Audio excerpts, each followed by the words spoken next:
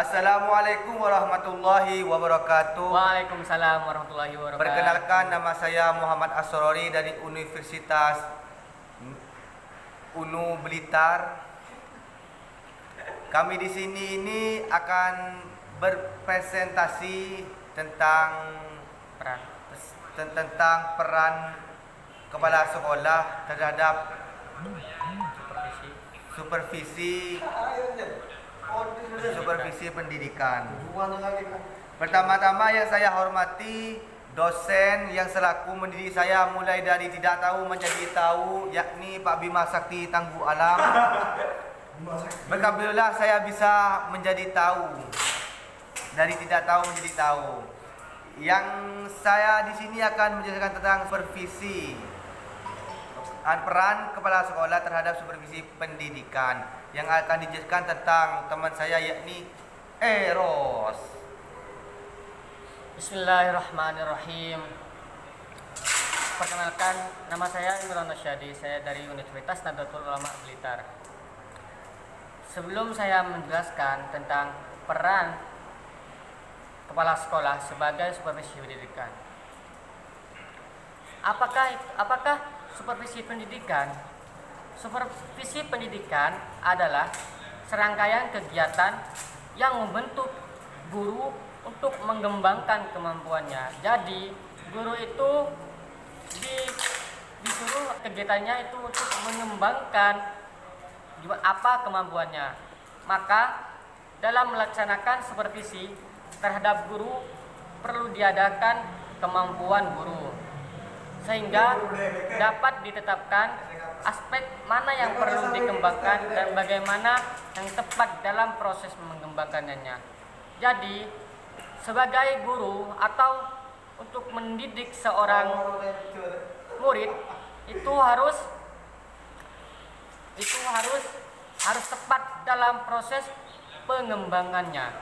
Artinya, kepala sekolah dapat memberikan penilaian performasi guru dalam mengelola proses belajar dan mengajar sebagai proses belajar.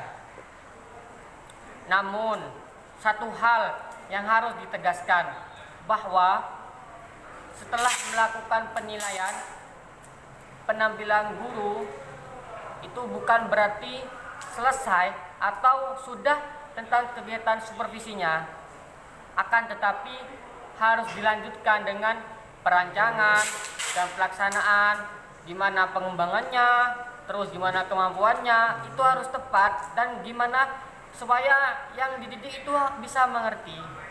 Nah, itu dari saya dan selanjutnya akan dijelaskan oleh saudara saya Muhammad Asrori. Terima kasih penjelasannya kepada Imron Rosyadi yang telah mengeluarkan suara dari mulutnya.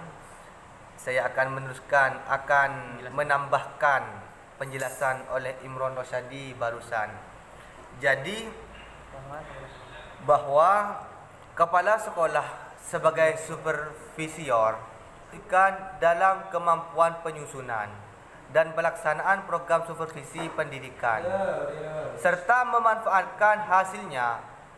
Kemampuan penyusunan program supervisi pendidikan harus diwujudkan dalam penyusunan program supervisi kelas, pengembangan program supervisi untuk kegiatan ekstrakurikuler, pengembangan program supervisi perpustakaan seperti laboratorium dan ujian. Jadi, kemampuan pelaksanaan program supervisi pendidikan harus diwujudkan dalam pelaksanaan program supervisi klinis, program supervisi non-klinis, dan program supervisi kegiatan ekstrakurikuler. Sedangkan kemampuan memanfaatkan hasil supervisi pendidikan harus diwujudkan dalam pemanfaatan hasil supervisi untuk meningkatkan kinerja, tenaga pendidikan, dan pemanfaatan hasil supervisi untuk mengembangkan sekolah. Jadi apabila perkataan saya tidak enak didengar oleh teman-teman, jadi sumpet aja kupingnya. Ya, saya mohon maaf sebesar-besarnya. Mungkin suaranya agak gimana, saya minta maaf, dan teman saya kurang gimana, saya minta maaf. Gak enak dipandang, ya saya minta maaf. Cukup sekian dari pangeran-pangeran ini. Akhir kalam, assalamualaikum warahmatullahi wabarakatuh.